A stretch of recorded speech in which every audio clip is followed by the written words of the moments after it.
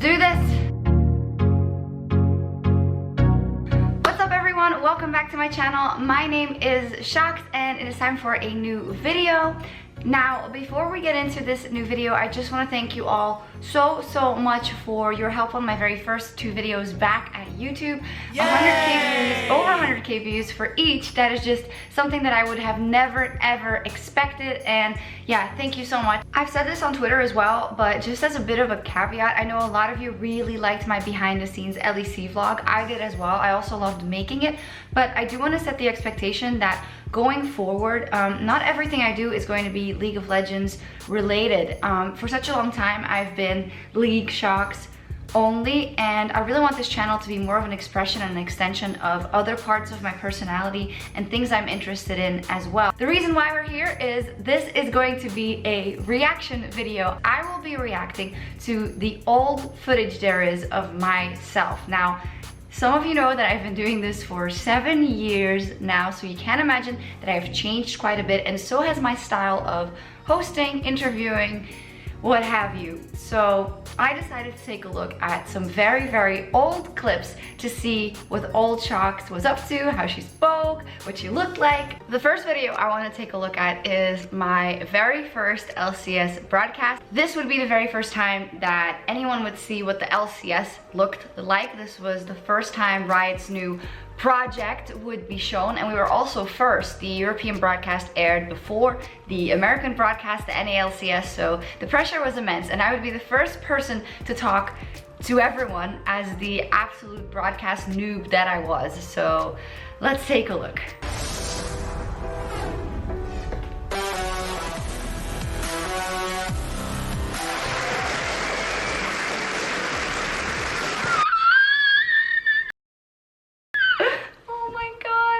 Baby sjokz. Look at little embryo sjokz.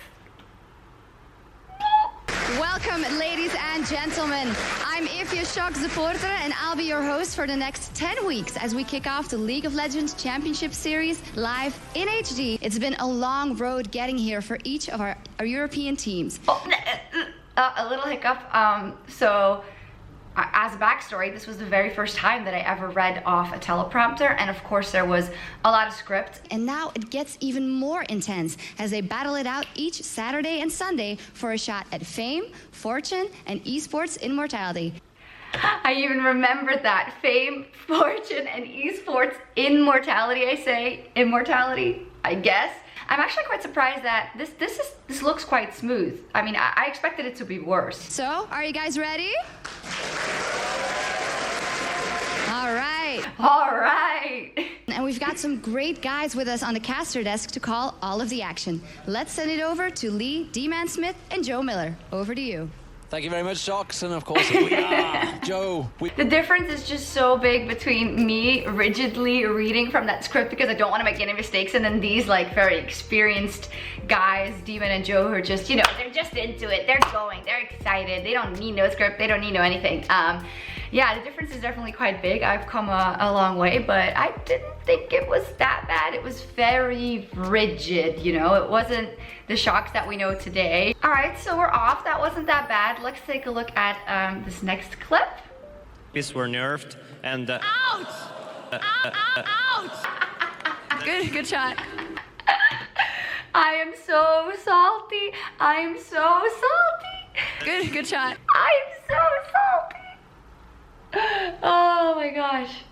In my defense, I remember exactly where this was. This was in Lille in France. We gave out these foam gangplank oranges that said K or something. I don't know, I don't remember exactly, but well, as crowds do, they were just throwing these to each other and on the stage and all that. And this was about the 7th time that I got hit by a loose projectile. I clearly don't seem too amused by it.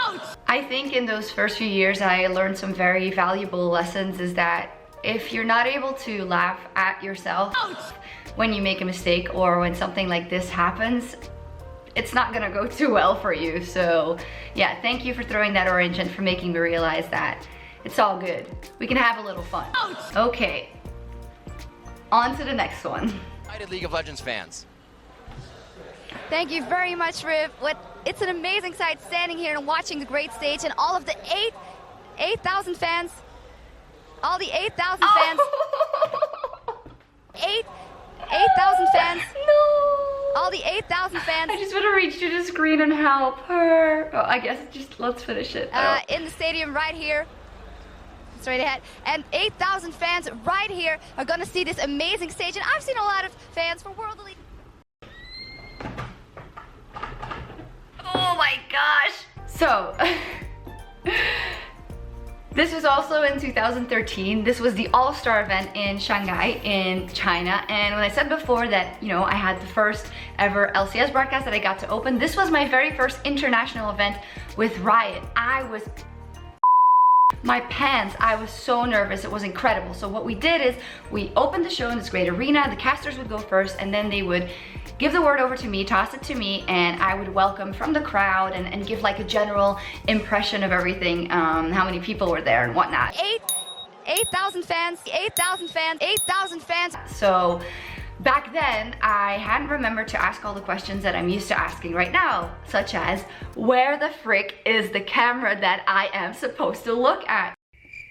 You know what I said? You have to be able to laugh at yourself. Well, that was definitely one of those. Although I definitely didn't feel like that then. I was like, they're gonna fire me. They're gonna fire me from LCS. I'm never gonna work in esports again. But luckily, everyone was very supportive. I talked to the producer, JP, afterwards, and he's like, well, that wasn't great, but you know, it happens, and we just moved on from there. Let's take a look at the next clip and hope it is not as embarrassing for me.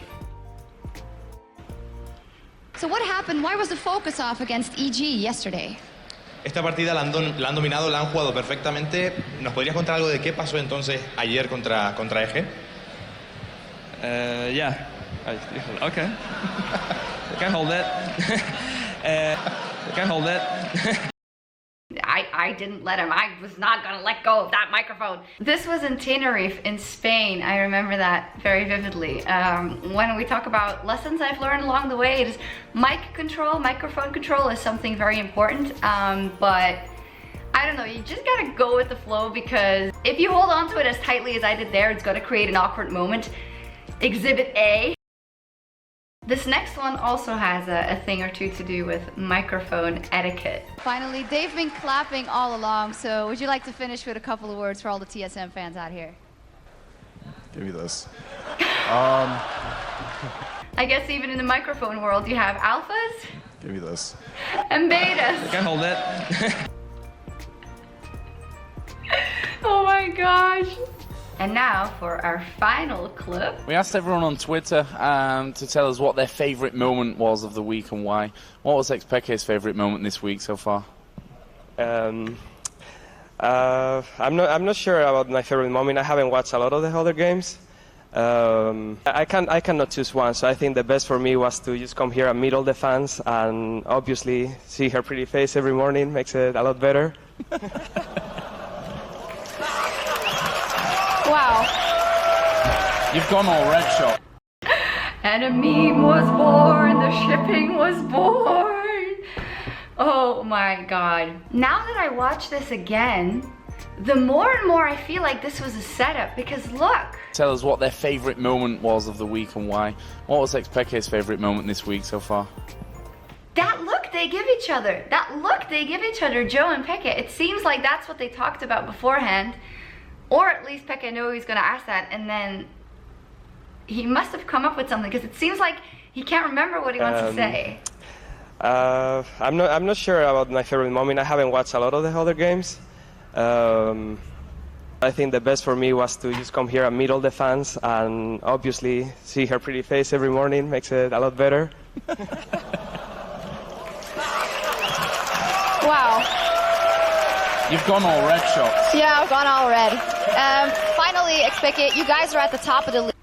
That professionalism though, oh my gosh, immediately.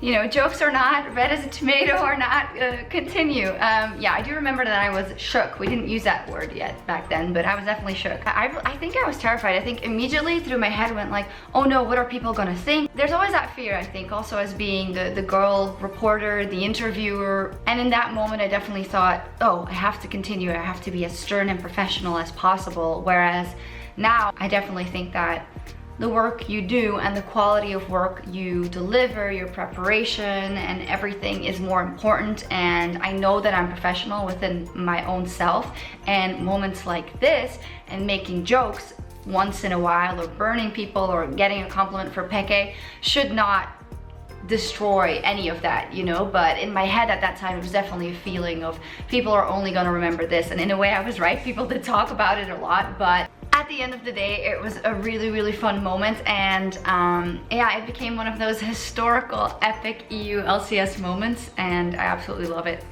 So that was it. Those were my reactions to footage from, yeah, 6-7 years ago now. It's absolutely crazy. I do think that I've changed a lot in my style overall. I've probably just become a lot more confident, which is normal. I think back then I was still trying to figure everything out, and I was trying to be this perfect host person that I thought people wanted to see. And I think you can definitely see the evolution. Let me know what you think in the comments below. If you like this video, also please like and subscribe, and I'll see you next time.